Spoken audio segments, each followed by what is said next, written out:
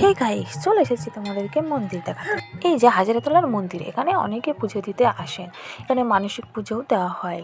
তো দেখো মন্দিরটা তোমাদেরকে আমি একটু ভালো করে দেখাই।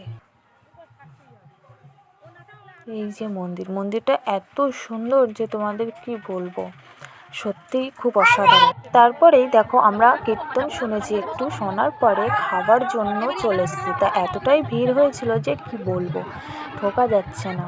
তো আমরা ভোগ প্রসাদ খাওয়ার জন্য সবাই বসে পড়েছি। আর এখানে দেখো কত মানুষ যে ভোগ প্রসাদ খাওয়ার জন্য অপেক্ষা করেছিল।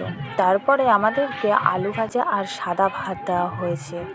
তার কিছুক্ষণ পরেই শুক্তো, তো শুক্তোটা এতটাই টেস্টি হয়েছে যে কি বলবো, আমার তো খুব ভালো লাগে। তারপরে ডাল আর বাঁধাকপির তরকারি।